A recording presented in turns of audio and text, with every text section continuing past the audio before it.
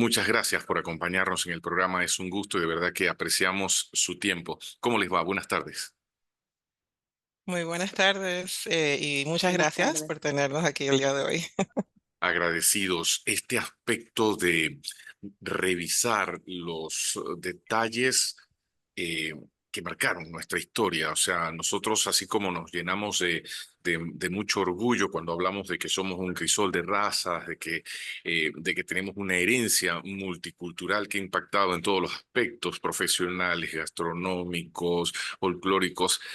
No podemos mirar hacia otro lado que también a lo largo de los años esa amplia gama de culturas no siempre tenían las mismas reglas o contaban con la equidad y los derechos que validaban esa herencia de la cual ahora nos sentimos tan orgullosos. ¿Cómo parte esa, esa intención de revisar aspectos tan importantes en esas décadas, sobre todo 30, 40 y 50? ¿Cómo surge la idea? Ok, bueno, primeramente sí quisiera mencionar y darle las gracias que este estudio no hubiera sido posible sin los fondos de la CENACIT, que nos ha estado acompañando y brindando el apoyo necesario para hacerlo. Y efectivamente, desde el Museo del Canal, la idea surge como parte de un trabajo más grande que se está haciendo, ¿verdad? Se está tratando de ampliar las narrativas de lo que podemos conocer cuando venimos al museo. Pero el museo, además de tener sus exposiciones, hace investigaciones como esta justamente. Y nos apoyamos, tratamos de tener un equipo interdisciplinario de investigadores. En este caso me apoyo 100% en Kaisha, la historiadora, ¿no? Y de mi parte yo soy educadora. Y entendiendo que nosotros hablamos mucho sobre estas décadas, pero no sobre este tema en particular. Inclusive hemos hablado mucho sobre la llegada de los afrocaribeños a Panamá para diferentes etapas de las construcciones que se han dado, estas mega obras que conocemos tanto, pero entonces, ¿qué pasa después con las generaciones que siguen y que nacen aquí, ¿verdad? Entonces, esto es parte de tratar de ampliar esa parte de la narrativa también y por eso aprovechamos estos espacios para hablarle un poco más de eso.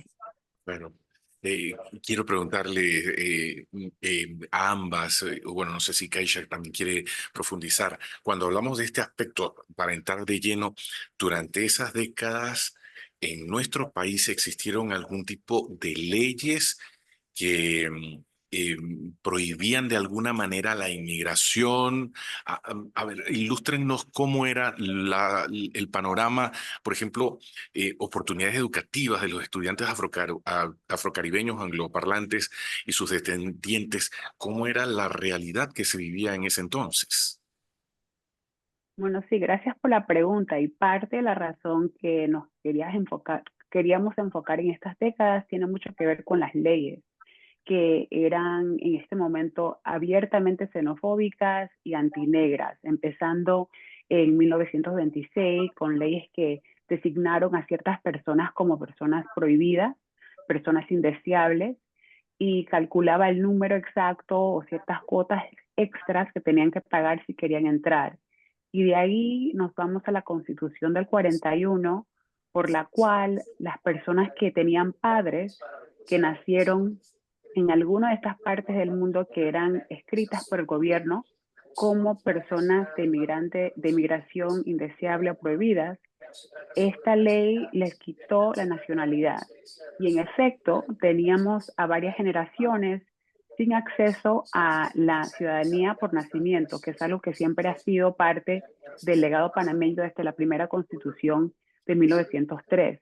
Así que para nosotras fue muy interesante saber cómo este aspecto de las leyes impactó la educación que tenían disponibles en las escuelas públicas y privadas y cómo, por ejemplo, si habían instancias en que ciertos estudiantes no llegaron a ingresar, no llegaron a matricularse porque abiertamente habían maestros, docentes, directores que no permitían la admisión a estos estudiantes por el lenguaje que hablaban. Y tener la oportunidad de hablar con personas de esa generación, ¿no? Que se educaron en los 30, 40 y 50 y darnos cuenta que aunque el tiempo ha pasado, todavía se acuerdan mucho de lo que pasaron y lo que tuvieron que hacer para, no obstante, conseguir una educación eficiente y para muchos muy orgulloso también de la educación que llegaron a conseguir. Cuando ustedes hablan de estas décadas, de estas 3 décadas, eso nos debería llevar a la conclusión de que no era solamente una ley, perdón, sino que se emitieron a lo largo de esas décadas en paralelo leyes que afectaban no solamente el ingreso, sino la libertad y el derecho o los derechos a los cuales Exacto. todos deberíamos tener acceso. ¿Pasó así durante esas décadas? Exacto. Así que no solamente viene siendo en este año, este otro año, viene siendo al constante. Y yo hablo de 1923, pero en realidad tenemos que pensar que desde el inicio de la República ya habían ciertas leyes que, por ejemplo, prohibían a personas de Asia que entraran a Panamá. Así que tenemos una fundación ya en torno a lo político, en torno a lo legislativo, donde abiertamente se habla y se incorpora esta idea de la xenofobia y que dependiendo de las décadas pertinentes, entonces tienes antinegritud o algún énfasis en las personas, unas políticas antichinas, etcétera, pero que todo eso forma parte de lo que se vivía empezando desde el inicio hasta el 61, cuando al fin vemos el final de explícitamente tener leyes que decían que no tenías derecho a la nacionalidad panameña si tenías a un padre o madre que en algún momento fueron categorizados como inmigrantes prohibidos. Naisha y Kaisha, quiero preguntarles cuál era el panorama. ¿No tenían acceso? ¿Lo que aprendían era en casa? Porque hay una serie de aspectos generales cuando hablamos solamente del aspecto de escolaridad que nos deja pensando. Por ejemplo, temas relacionados a deserción. O sea, no había una formación académica, por lo que sellabas a esas generaciones solamente a trabajo técnico, sin que esto quiera decir desmeritar el concepto de un trabajo técnico, que es tan valioso en nuestra actualidad, pero no les daba la oportunidad de elegir y los sellaba que esa era la única posibilidad para recibir un ingreso. Eso tiene un impacto no solamente a corto plazo durante esas décadas, estamos hablando de generaciones que no cortaban con una formación 30, 40 años después para generar un ingreso.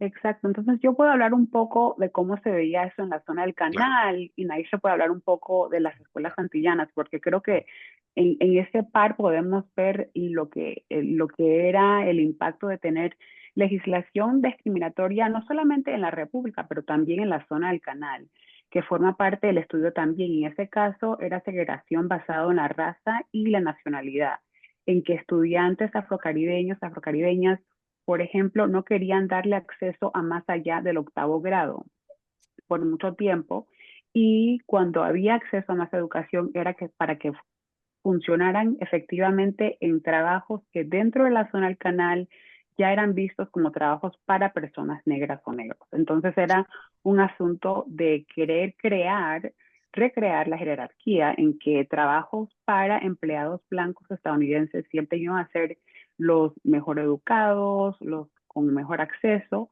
mientras que los demás no iban a tener acceso a eso. Así lo que vemos aún dentro de la zona del canal es que los profesores, los maestros que están trabajando dentro de este esquema discriminatorio, no obstante, se enfocan mucho en darle una educación enfocada en el orgullo de ser parte de esta comunidad caribeña. También les dan acceso a oportunidades a amplia educación fuera de las escuelas.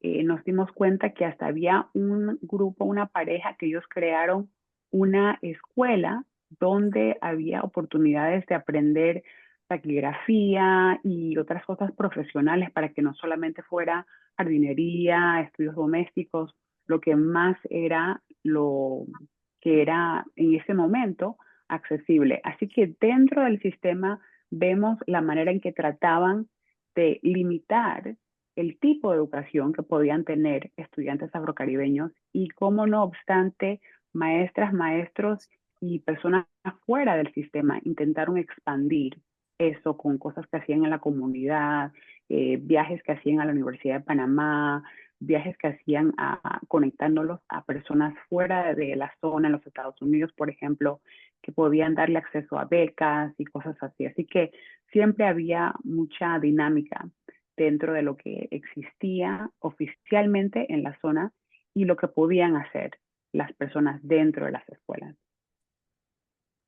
Exacto. Y creo que entonces cuando vamos a al otro lado de la cerca, ¿no? Ciudad de Panamá, tenemos una situación en donde tenemos una población afrocaribeña, angloparlante, que vive en un espacio, un contexto de habla español, ¿no? Donde se habla español y ellos tienen que saber cómo navegar entre el inglés y el español, no solo en las escuelas, sino en el resto de su contexto.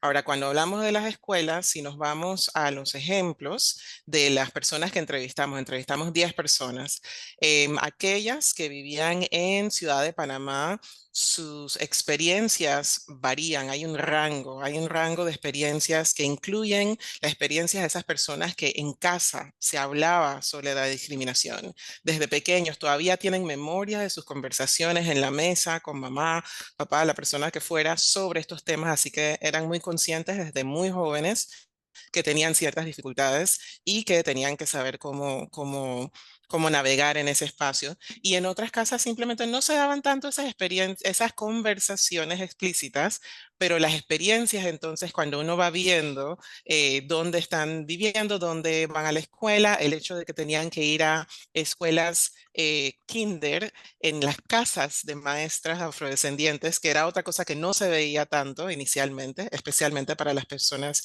mayores que entrevistamos, te das cuenta que tienen que crear y encontrar espacios dentro de la ciudad de Panamá donde de alguna manera logran em, complementar esa educación. Entonces, en parte sucede en casa. Tenemos ejemplo de alguien que aprendió sus letras con su abuelo en casa, utilizando literalmente lo que le llaman un Royal Reader, que son estos libritos que venían de Inglaterra, pero todavía se pueden ver en el Museo Afroantillano y ahí aprendían esas letras. Tenemos otros que iban a las casas de maestras antillanas y se mencionan estas escuelitas que eran escuelita casa, escuelita iglesia, dependiendo, ¿no? En Caledonia, Pueblo Nuevo, Río Abajo, Parque Lefebvre. La verdad es que son las áreas que hoy en día las conocemos, sabemos que está la cultura que predominó en una época y que todavía se siente, pero este estudio nos ha ayudado a profundizar en este aspecto en particular para poder de veras evidenciar pues esta realidad. Lo otro que podemos mencionar, además de lo que aprendemos a través de esas entrevistas, nosotros investigamos en archivos. Uno mira las memorias de Meduca de los años 30 y son un fiel testimonio a muchas de las cosas que se vivieron, porque se registra, por ejemplo, creo que es en el 34, por ahí más o menos, donde literalmente se cuenta el número de estudiantes panameños y el número de estudiantes antillanos. Pues esos estudiantes antillanos nacieron en Panamá, pero el hecho de que se separa y se hace ese conteo de esa manera ya nos dice, ¿no? Y hay otros textos dentro de estas memorias donde uno puede ver que se considera un problema que hay que de alguna manera, ¿no? Solucionar. Y las experiencias, quiero mencionar también las experiencias, a diferencia en el lado de la zona del canal, donde la segregación es explícita, una escuela a la otra. Dentro de las escuelas en la ciudad de Panamá tenemos, nuevamente, estos son casos particulares que nosotros entrevistamos, experiencias, por ejemplo, de estudiantes muy, muy buenos, que otros reconocían como muy buenos y no se les daba ese reconocimiento, ¿verdad? No lograban formar parte de, o sea, la parte más importante, por ejemplo, de los desfiles, donde van los estudiantes con las notas más altas. Eso sí era muy percibido por las personas que vivieron estas experiencias, sufrieron esta real discriminación. No son personas que para nada se consideran inferior a nadie. Nuestra muestra es muy particular en ese sentido. Todos somos muy orgullosos de nuestra cultura y lo que hemos logrado, pero sí surgen estos detalles importantes que nos interesó como evidenciar, visibilizar. Tengo curiosidad, ¿cuál era la percepción en general por parte de la comunidad? Porque ustedes hablan de cuán importante fue la participación de estos líderes comunitarios, en este caso eran las maestras, los educadores, a través de la formación en sus casas, o sea, sirviendo de puente para que existiera la oportunidad. Pero en general, me llama mucho la atención cuando hablas hace un momento sobre los resultados de estas encuestas de los estudios y que segregaban, ¿no? Que ahora podemos ver cuando hablamos de sociedad panameña, que se habla en general independientemente de cuál es tu origen étnico.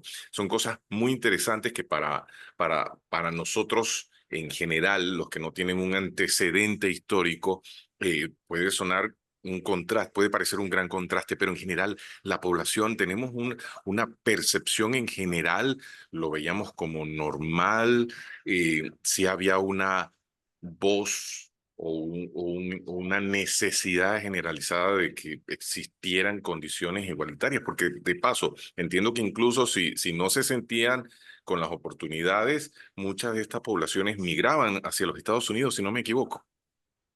Es correcto, es correcto. Yo creo que ahí es donde uno se da cuenta que por más de que lo interesante de lo que explicó Kaisha con estas leyes y como usted mencionó inicialmente, el marco teórico que nosotros usamos ese marco teórico nos ayuda a de veras entender cómo las leyes racistas, ¿no? Cambian, pero no desaparecen. Entonces, en el tiempo, las cosas pueden parecer normalizarse, pero cuando ves el resultado de lo que está pasando, personas decidiendo migrar, personas decidiendo no voy a hablar inglés, solo voy a hablar español, o viceversa. Todas esas son decisiones que se están tomando en base al contexto en que estás viviendo, en donde tal vez se ha normalizado cierto tipo de actividad, pero eso está causando decisiones que familias enteras están tomando. Y lo otro interesante es que estamos hablando de leyes en los 20, 30, 40, pero las experiencias de muchas de las personas, por lo menos dos personas, nos hablaron de su experiencia en la universidad. Y una en particular nos habla sobre cómo desde pequeña hasta 20 años más tarde en la universidad, todavía los profesores se referían a ella como una persona que era de Jamaica. Ella nunca iba a poder ser panameña en los ojos de esa persona. Y el trato era tal, y esa persona es excelente y sobresaliente. Hasta hoy en día sucede que es una persona que ha logrado muchas cosas, pero ella lo describe diciendo que, bueno, ella nunca perdió su acento. Y eso la ha acompañado para siempre. Y nos dice, no es fácil, pero sí se puede lograr, pero esto continúa, no es que se desaparece. Entonces puede parecer normalizado en ciertos contextos, especialmente si en casa no se habla explícitamente del tema, pero no quiere decir que no está, ¿no? Desde la Y experiencia que... Sí, también creo adelante. que, no, no, que quería decir solamente añadir una cosa, que también la opción de migrar a Estados Unidos no es una opción abierta para muchos. En realidad, esto es algo que solamente un porcentaje pequeño puede hacer, y es porque necesitan que alguien les proporcione la visa, que tenga alguna conexión. Así que se requiere familiar, se requiere trabajo, y no tener esa opción que era para la mayoría de personas en ahora un instante donde te dicen ya no puedes inglés, el inglés que hablas es malo, los deja en condiciones que vemos que personas sienten que ya no pueden manejar y de veras ganarse la vida porque les dicen que no pueden entrar a ciertos espacios o que son foráneos, no sigues siendo foráneo siempre, que no eres de este país, de dónde eres, déjame ver tu cédula. Así que esa constante revisión de que si eres o no eres de Panamá, si eres o no eres panameña, panameño, es algo que los afecta mucho más allá y de repente hace sentir, bueno, sí, hay algunos que sí llegaron a migrar, pero la gran mayoría se quedó. ¿Y qué pasó con nosotras? ¿Y por qué todavía nos siguen viendo como personas que no somos parte de Panamá?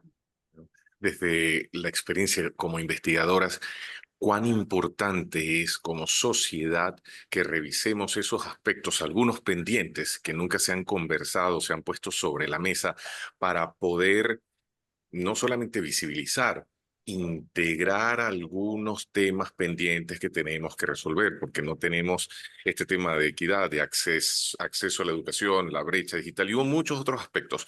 Tienen todavía algunos pendientes, pero desde la experiencia como investigadoras y con los resultados obtenidos, cuán importante es tener estudios de este tipo y seguir promoviendo otras investigaciones en paralelo. Claro, yo creo que yo diría por mi lado, esa pregunta que haces, que te lo agradezco mucho, me hace pensar en justamente los puntos que habíamos planteado sobre la importancia de este tipo de estudio, ¿no? Además de agregar un poquito más a nuestros conocimientos sobre la historia de esta población afrocaribeña, angloparlante, panameña, ¿verdad? Nos aporta sobre la historia de la educación de Panamá. Vemos que nuestro sistema ha tenido, ¿no? Una larga historia de muchas Ujú. cosas que queremos mejorar, que se han tratado de mejorar a lo largo del tiempo, pero no podemos dejar de ignorar. Nosotros hablamos sobre una experiencia de angloparlantes. Esa no es la única, ese no es el único idioma que ha tenido dificultad en Panamá, para enfocar un aspecto, ¿no? En particular. El tema del racismo en general es algo que predomina. A los inicios de los años escolares todavía se oyen las historias de personas que no son estudiantes, que no son permitidos entradas a sus escuelas por razones que son meramente racistas. Y eso tiene que cambiar, eso no ha cambiado. Inclusive yo diría, y creo que mencioné esto en la divulgación que hicimos, la manera en que pensamos del idioma inglés. También hay que evolucionarlo un poquito, porque esta idea de que tener un acento antillano, afrocaribeño, que siempre se mantiene como si fuera algo foráneo y extraño, eso predomina hasta el día de hoy. Entonces, esos son algunos de los temitas que yo diría que hace que sea importante. Esto nos recuerda chequear estas cosas que suceden hoy en día también, ¿no? En la actualidad. Es Exacto, yo correcto. diría que también nos recuerda la importancia de que las fuentes más importantes históricas que tenemos son los mayores alrededor. Tuvimos el gran honor de poder entrevistar a una señora de 93 años como parte de este estudio que nos pudo compartir qué fue esa experiencia, ¿no? De estar en las clases y tener esas conversaciones, escuchar que personas como Arias y otros querían votar a las personas del país, tener esa experiencia vivida, saber que todavía este pensar estaba con ellos, fue muy poderoso para nosotras como investigadoras. Y también yo diría, nos hace pensar y entender la importancia que ha sido algo que se ha nombrado como este imperialismo lingüístico y esta idea de que solamente hay ciertos idiomas que se pueden hablar y otros no, y que alrededor de esto se basa quién puede conseguir trabajo, quién no puede conseguir trabajo, quién es educado, quién es educada, y que eso va al contrario de lo que sería posible tener de veras una sociedad plurilingüista, donde todos hablamos una gran variedad de idiomas y no es solamente un show de decir, oh, mira, tenemos diversidad, pero de veras algo en serio en donde se integran todos estos idiomas, todas esas culturas como parte fundamental de la educación. Así que ir más allá de un énfasis en un Panamá donde se habla español y el español es el idioma oficial, a pensar en un Panamá en donde estemos hablando y enseñando los idiomas de los pueblos originarios, de los pueblos migrantes, para de veras tener mucho más ampliedad en un país que de veras quiere ser diverso de toda manera. Y agradecerle sin duda a todas las organizaciones que se sumaron para respaldarlas en este estudio, el Museo del Canal, el Centro de Investigación Educativa IP, Senacid y Nicasat AIP. Y por último, les quiero preguntar, ¿qué pasa ahora con el estudio? O sea, ¿va a estar disponible a través del sitio web del Museo del Canal? Las personas que quieran apoyar este tipo de investigaciones o aportar este tipo de investigaciones, ¿cuál es el siguiente paso? Ok, bueno, ahora mismo pueden acceder a la página de YouTube del Museo del Canal, en donde está la grabación de nuestra presentación del estudio. Es una conversación relativamente informal, pero que da una buena idea de lo que se hizo y algunos los hallazgos que tenemos. Pero además de eso, sí estamos tratando de publicar artículos, estamos tratando de presentar también en conferencias sobre el estudio. Y creo que aún más importante, nuestra primera divulgación ha sido virtual. Queremos poder tener como talleres dentro de la comunidad afrocaribeña, tanto en Panamá como en los Estados Unidos, para poder sentarnos de veras y tratar estos temas más a fondo directamente con la comunidad, porque son temas muy interesantes, pero también muy delicados. No todos son fáciles de qué Así hablar es. y toma tiempo, mucha empatía. Bueno, el mayor de los éxitos. Acá siempre hay un espacio para conversar de estos temas. Nosotros creemos fielmente que hay temas pendientes que hay que poner sobre la mesa y más que abrir el debate es eso, el intercambio de ideas y cómo con esa data recopilada podemos crear mejores estrategias para resolver esos problemas que como sociedad no podemos mirar hacia otro lado, lo decía hace un momento, y tenemos que conversarlo y solucionarlo. El tema de la equidad, de los derechos, tema de visibilizar. Ya ustedes hablaban, por ejemplo, de los pueblos originarios y así, hay un montón, además de los que tienen descendencia afrocaribeña, que es en el que se centra el estudio. Muchísimas gracias por el tiempo. Ojalá podemos compartir, profundizar tal vez más adelante en el programa y en persona desde cabina algunos aspectos de los cuales por el tiempo no pudimos profundizar. Muchos éxitos y de verdad que felicidades, muchas felicidades por la iniciativa. Muchas gracias. Muchas gracias.